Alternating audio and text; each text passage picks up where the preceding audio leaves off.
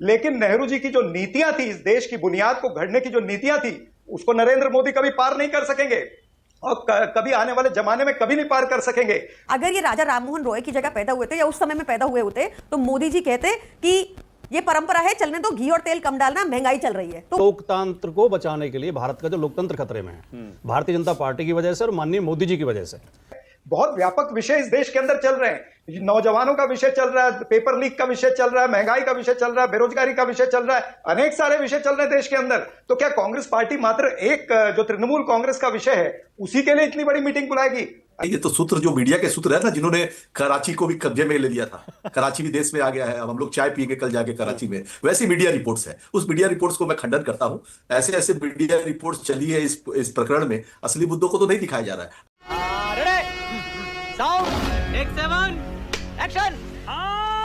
सापरा जी हमारे पुराने दोस्त हैं और सापरा जी खुल के बोलते हैं। सापरा जी ये नहीं कहेंगे आज अखबार में हमने ये पढ़ा है और ये पढ़ा है। सापरा जी आप ही बता दीजिए, परसों मतलब दो दिन पहले, फिर कल और फिर आज क्या मीटिंग हुई है सोनिया जी, ममता जी की, राहुल जी की, अभिषेक जी की? सापरा जी को सेंस ऑफ पॉलिटिक्स भी है, मतलब फैक्ट्स के अलावा भी वो समझते हैं। देखिए मानक जी ऐसा है, कोई अखबार या जो आप बातें कर रहे हैं ऐसी कोई बात मेरे ख्याल से नहीं हो रही है। आप अटकलों के आधार पर एक चर्चा करना चाहते हैं। अटकलों के आधार पर तो ये सारी चर्चा, ये बहुत गंभीर चर्चा है जो आप बात कर रहे हैं, ये बहुत गंभीर विषय है। इस विषय के ऊपर अटकलों पर चर्चा नहीं हो सकती है। कोई फैक्चुअल बात अगर आपके पास में है तो आप रखिए, तो उसके ठीक है। तो फिर बताइए, कांग्रेस पार्टी ने सारे जनरल सेक्रेटरीज और प्रदेश अध्यक्षों की मीटिंग अचानक क्यों बुलाई और अर्जेंट मीटिंग बुलाई है, क्यों बुलाई है? आप कहां थे ज्ञानी बाबा? नहीं, जिसको आप अर्जेंट मीटिंग कह रहे हैं ना, ये मीटिंग मैं 4 दिन पहले से सुन रहा हूं और मुझे पता है कि हमारे भी सारे प्रदेश के अध्यक्ष वो सारे लोग जा रहे हैं। तो ये कोई मैं अर्जेंट मीटिंग नहीं बोल रहा हूं, इसको केसी वेणुगोपाल ने लिखा है अर्जेंट मीटिंग बुलाई जा रही है, मैं नहीं कह रहा हूं। नहीं तो क्या भाई, अर्जेंट विषय जो है इस देश में एक ही विषय है क्या? कल हमने देखा राज्यसभा के अंदर किस तरह से राज्यसभा की सीट की चोरी हुई है। बहुत व्यापक विषय इस देश के अंदर चल रहे हैं। नौजवानों का विषय चल रहा है, पेपर लीक का विषय चल रहा है, महंगाई का विषय चल रहा है, बेरोजगारी का विषय चल रहा है, अनेक सारे विषय चल रहे हैं देश के अंदर। तो क्या कांग्रेस पार्टी मात्र एक जो तृणमूल कांग्रेस का विषय है उसी के लिए इतनी बड़ी मीटिंग बुलाएगी? अरे भाई समझिए कोई बात को। इस देश के अंदर जिस तरह से नरेंद्र मोदी जी का एक राज चल रहा है, जिस तरह से लोकतंत्र की हत्या हो रही है, जिस तरह से खुलेआम सभी चीजों को नजरअंदाज करके बुलडोज करके निकलते जा रहे हैं, उसको रोकने के लिए भी तो स्कीम बनानी पड़ेगी ना। अच्छा सापरा जी एक काम करते हैं कि जितने सापरा देश के गंभीर मुद्दे हैं उसकी चर्चा करने के लिए बुलाया है। ठीक है सापरा जी, ये बड़ी अच्छी बात कही आप। ये काम करते हैं, मैं चाह रहा हूं थोड़ा बुनियादी तौर पर आपका स्टैंड क्या है ये बता दीजिए। संजय राउत कह रहे हैं कि भैया सारे जो कांग्रेस से निकले हुए दल हैं उनको कांग्रेस पार्टी में वापस आ जाना चाहिए। आपकी मांग क्या है, आपका स्टैंड क्या है? क्या कांग्रेस से टूटे हुए दलों को वापस आ जाना चाहिए? सापरा जी देखिए, मेरी मांग से या मेरे कुछ मांगने से बोलने से कुछ होता नहीं है। ये तो अलग अलग नेताओं को, अलग अलग पार्टियों को अपने स्तर पे सोचना है। संजय राउत जी ने एक अपनी राय दी है। अब संजय राउत जी ने वो राय क्यों दी है, उनकी राय के ऊपर मैं प्रतिक्रिया दूं, मेरे ख्याल से ये उचित नहीं होगा। लेकिन कांग्रेस पार्टी पुख्ता तरीके से मजबूत है। हम ग्रास रूट लेवल पर भी अपनी और मजबूती कर रहे हैं और आगे भी करना चाहेंगे।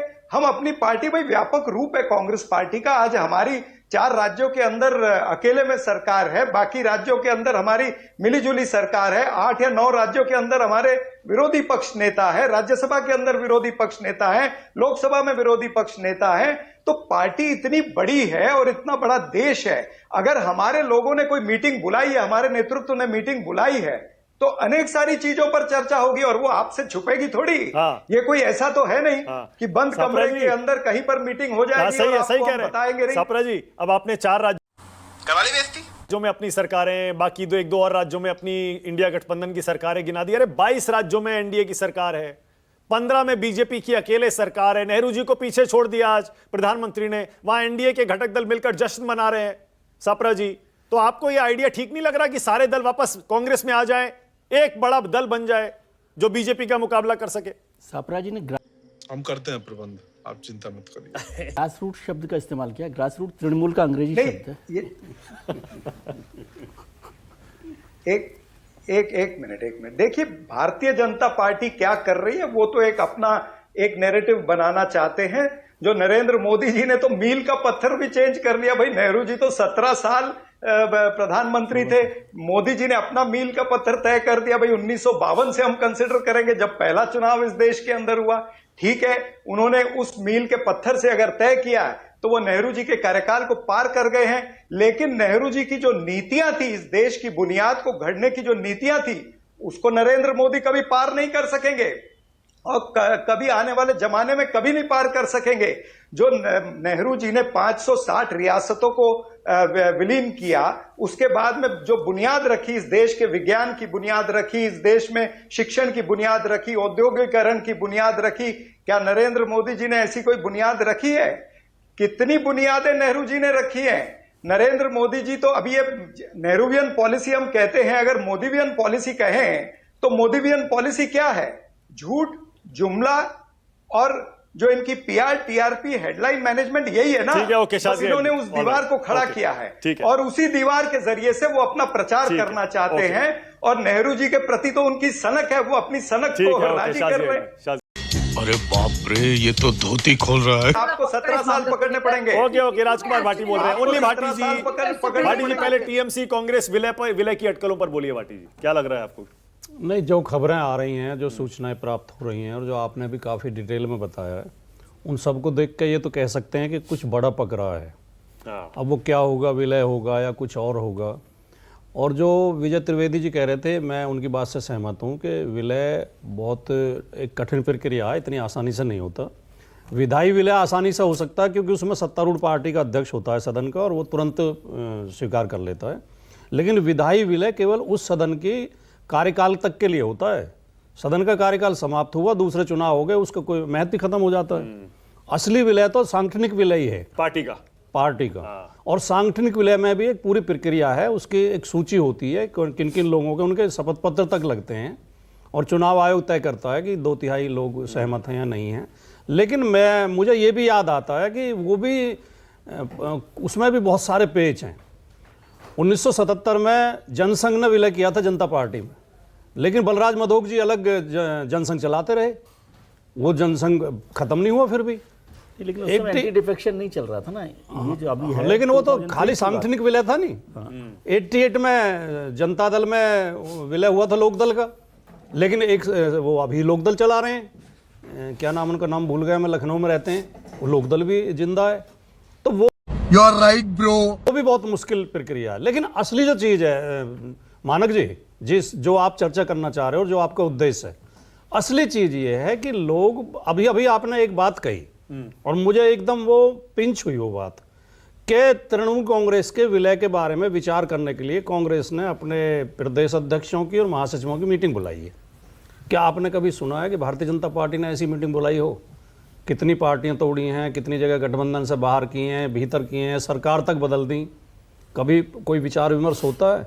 इसका मतलब है कांग्रेस के अंदर अभी भी लोकतांत्रिक प्रक्रिया और सामूहिक नेतृत्व और सामूहिक निर्णय की एक प्रक्रिया बची हुई है। विलय बहुत बड़ी चीज होती है, मर्जर है, और मर्जर में बहुत बड़ी चीज होती है। आप कहाँ छोटी-छोटी बातों की चर्चा कर रहे हैं ना, उसमें भी किसी से गठबंधन करना, वो वैसे भी ये फैसले बताते हैं पार्लियामेंट्री बोर्ड में, राष्ट्रीय कार्यकारिणी में होते हैं। बीजेपी तो ऐसे निर्णय रातों रात ले लेती है।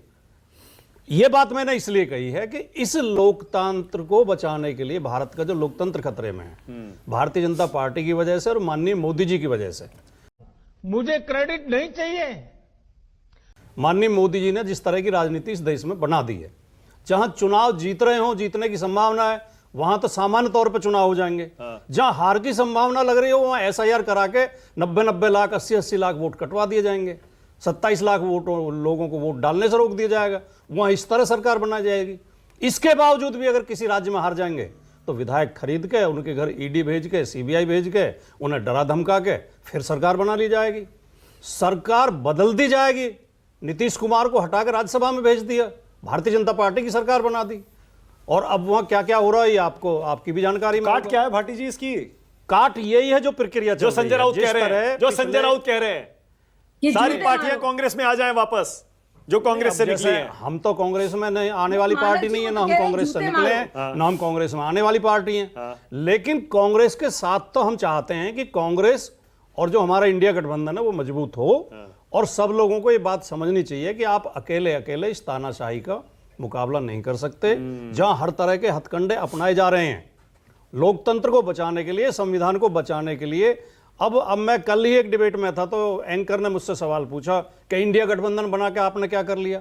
अरे हमने ये कर लिया कि अगर ये 240 पे हमने बीजेपी को न रोका होता 2024 में, तो अब तक संविधान में कई परिवर्तन हो गए होते। ये बिना जनगणना के परसीमन कर दिया होता इन्होंने। अभी जो बिल गिरा है लोकसभा में वो परसीमन का बिल था, वो ऐसा लग रहा है वो तो फिर से पास होने वाला है भाटी जी। बीच में ना बोल। तो होना ही है। नहीं, वो तो फिर से पास होने वाला है। कैसे पास? 2/3 बहुमत चाहिए संविधान में। मैं वही बता रहा हूं आपको, जो अभी चर्चा चल रही है, एक नंबर एक आप देख रहे हैं टीएमसी के 20 बागी सांसद एनडीए को समर्थन देने की बात कह रहे हैं। दूसरी तरफ हम सुन रहे हैं कि डीएमके के 22 सांसद भी आ सकते हैं इधर। फिर भी 2/3 नहीं बैठता। 2/3 के लिए चाहिए 368, 360 चाहिए, 363 चाहिए, 363 चाहिए। सर वो present member in the house है ना, आप 2/3 को ऐसे मत समझो ना। आपने तो बहुत सारे लेकिन कई लोगों को बाहर भी तो जाना होता है। क्योंकि मोदी जी का इरादा था, भारतीय जनता पार्टी का इरादा था, इन्हें कई अमेंडमेंट करने थे संविधान में, और वो उन अमेंडमेंट होने के बाद जो हमारे एक लोकतांत्रिक जो एक संविधान जो वो रहा है, संसदीय परंपरा रही है, उन परंपराओं में से कई चीजें खत्म हो जाती। कैसे रोकेंगे भाटी जी मोदी जी को? संख्या बल पर अब बीजेपी देख रहे हैं 240 पर थी, टीएमसी के 20 अगर मर्ज कर गए 260 हो जाएंगे। ये अपने दम पर बहुमत के करीब भी बढ़ रही है। लोकसभा में डीएमके आ गया तो भी आंकड़ा बढ़ रहा है, राज्यसभा में 2/3 की तरफ बढ़ रहे हैं। ऐसे समय हमें अटल बिहारी वाजपेयी जी याद आते हैं, जिन्होंने ऑन रिकॉर्ड संसद के अंदर ये कहा था कि ये जोड़ तोड़ से और अवैध साधनों से प्राप्त की हुई सत्ता को मैं चिमटे से भी छूना नहीं चाहूँगा। अब माननीय मोदी जी अगर उसे चिमटा तो छोड़ो गले लगा रहे हैं, तो ये तो भारतीय जनता पार्टी को सोचना चाहिए कि उनके चाल चरित्र और चेहरे में क्या परिवर्तन आया है। अरे जश्न मना रहा है सब चंगासी। अभी साजिया जी आलोचना कर रही थी नेहरू जी की। नेहरू जी ने किसी को मार्गदर्शक मंडल में नहीं भेजा था, ये भी आपको याद रखना चाहिए। नेहरू जी ने दूसरी पार्टियों के लोगों को भी सम्मान देकर सरकार में शामिल किया, जो उनकी पार्टी के विरोधी थे। दूसरी पार्टियों से भी जो लोग देश के हित में काम कर सकते थे, जो देश के काम आ सकते थे, उन लोगों को पार्टी लाइन से ऊपर उठ के एनडीए जश्न मना रहा है। जिम्मेदारी क्यों मना रहा है एनडीए भाटी जी? क्या एनडीए क्यों जश्न मना रहा है भाटी जी? और जब उन्होंने मोदी जी के पत्र में क्या लिखा? नेहरू जी से आगे निकल गए मोदी जी। नहीं, मोदी जी देखिए, मुझे तो वो एक फिल्म आई थी आनंद, अमिताभ बच्चन और राजेश खन्ना की। उसमें राजेश खन्ना का एक डायलॉग था, वो बहुत याद आता है। इन 4-5 दिनों से मुझे लगातार वो याद आ रहा है। बाबू मोसा है, जिंदगी बड़ी होनी चाहिए, लंबी नहीं। तो ये लंबा कार्यकाल, आप कुछ भी बोलो, ये नहीं सुनने वाला। मैं चाह रहा हूं कि पहले आप इस मर्जर वाले मुद्दे पर अपना स्टैंड क्लियर करिए। आप मानती हैं छोटी पार्टियों को कांग्रेस में शामिल हो जाना चाहिए? देखिए, मुझे लगता है कि इस पे टिप्पणी करना उचित नहीं होगा, क्योंकि ना टीएमसी के प्रवक्ता ने कुछ बोला, ना कांग्रेस के, तो मैं कौन होती हूँ। बट मुझे बहुत ही फनी लगा कि बीजेपी यहाँ पर बैठकर बता रही है कि एंटी डिफेक्शन लॉ, जिसका पर्पस है कि कोई डिफेक्ट ना कर पाए, उसको हम कैसे मैनिपुलेट करेंगे ताकि वो लॉ डिफीट हो जाए। किसने कहा ये? मतलब they are using the law against itself. ये कितना फनी है। मैं तो नेहरू जी की बात मैडम, मैं आपके बीच में नहीं। शाजिया लेट हर कंप्लीट, आपको इसके बाद मौका दे दूंगा, इसके बाद दे दूंगा। Shazia one by one only one by one. तेरा तो गेम बजाना पड़ेगा। मौका दूंगा इसके बाद। हाँ बोलिए प्रियंका, पूरा करिए। हाँ मान्य जी प्लीज। हाँ तो ये तो हो गया डिफेक्शन पर। जहां तक कंपैरिजन की बात हो रही है, मैं आपको 2 इंस्टेंसेस याद दिलाती हूँ। मेरी आपत्ति भाजपा से और मोदी जी से सबसे बड़ी ये है कि he is not a reformist, he is not a visionary. और उनकी सोच है, जब आपको दिखेगा, उन्होंने कहा कि बेटी पैदा हो तो 5 टिम्बर के पेड़ लगा दो, जब बेटी बड़ी होगी तो दहेज में काम आएगा। उन्होंने एक ही सेंटेंस में दहेज प्रथा को जायज ठहरा दिया और लड़की को बोझ बता दिया। अगर ये राजा राममोहन रॉय की जगह पैदा हुए थे या उस समय में पैदा हुए होते, तो मोदी जी कहते कि ये परंपरा है, चलने दो, घी और तेल कम डालना, महंगाई चल रही है। तो एक तो मेरे को उस सोच से दिक्कत है। दूसरा, मुझे इस सोच से दिक्कत है कि जैसे सुसाइड जैसे मुद्दे को उन्होंने इतना हल्का और नॉर्मलाइज कर दिया कि, और मैं ये क्यों बता रही हूँ आपको बताऊंगी, कि उन्होंने कहा कि प्रोफेसर की बेटी ने सुसाइड नोट में लिखा और उसमें स्पेलिंग मिस्टेक था और उस पर उनको हंसी आई, जो मुझे बहुत ही उस टाइम से दुख था। क्योंकि आज देखिए कैसे नीट की परीक्षा में भी अगर बच्चे सुसाइड कर रहे हैं, अपने माँ बाप पे और बोझ नहीं डालना चाहते, तो उस पर भी कोई शब्द नहीं निकला। तो मेरे लिए एक प्रधानमंत्री एक विजनरी होना चाहिए जो देश को आगे लेके जाए, जो देश में हो रही कुप्रथाओं को ब्रेक करे। बेशर्मो शर्म करो शर्म। अब ये मत बोलिएगा, आप हर दिन आपके प्रवक्ता आते हैं और बोलते हैं कि हाँ हमने अखबार में ये पढ़ा है। सीधा अपनी जानकारी बताइए। हाँ, मर्जर की कुछ बात चल रही है क्या या नहीं चल रही है? नहीं, नो मर्जर इज देयर। कोई मर्जर नहीं हो रहा है, ऐसी कोई बात नहीं है। ये तो सूत्र, जो मीडिया के सूत्र है ना, जिन्होंने कराची को भी कब्जे में ले लिया था, कराची भी देश में आ गया है, अब हम लोग चाय पियेंगे कल जाके कराची में, वैसी मीडिया रिपोर्ट्स है। उस मीडिया रिपोर्ट्स को मैं खंडन करता हूं। ऐसे ऐसे मीडिया रिपोर्ट्स चली है इस प्रकरण में, असली मुद्दों को तो नहीं दिखाया जा रहा है। आपको पता है पश्चिम बंगाल में अभी 20 से ज्यादा बलात्कार हो गए, 1 महीने की सरकार हुई है। 20 से ज्यादा बलात्कार, रेप केसेस है। कुछ बिहार में जो दंडनीय अपराध हुआ है उसके बारे में कोई मीडिया डिबेट नहीं, यही चल रहा है। मतलब देखिए शर्म ही नहीं है। नहीं चल रहा है। ये टीएमसी का नेता टूट के इधर जा रहा है, वो उधर जा रहा है, सबको अपनी अपनी व्यक्तिगत दुकानें बचानी है। ममता बनर्जी ने जो बात की थी इंडिया गठबंधन की बात 2023 में इंडियन अलायंस की बात हुई थी, उस पर हम आज भी खड़े हैं। उसी मीटिंग के बाद में उसकी एकजुटता की बात है, क्योंकि ये जो एक मॉड्यूल आया है ना कि इलेक्शन कमीशन ऑफ इंडिया को हाथ में ले लो, ईडी सीबीआई सारे इंस्टीट्यूशन को हाथ में ले लो, राज्य सरकारों में जहां पे इनकी सरकारें नहीं है वहां डिसमेंटल कर दो और अपनी सरकारें बना लो, अपने आदमी को बैठा लो। पहले घर में सीबीआई भेजूंगा कि भाई मानक जी आप आइए मेरे चैनल में, नहीं आएंगे तो बोलिए आपके साथ ऐसा हो जाएगा वैसा हो जाएगा। मानक जी बोले भाई जिंदगी भर मेहनत की है, एक स्थान पर पहुंचा हूं, छोड़ो हटाओ, न्यूज 24 चलो, भले ही नया चैनल है स्वयं उसमें चलो। ऐसी स्थिति है देश में। लोग व्यक्तिगत स्वार्थ, विचारधारा तो मोटा मोटी खत्म ही हो गई आज के डेट के अंदर। खत्म, bye bye, tata, goodbye, गया।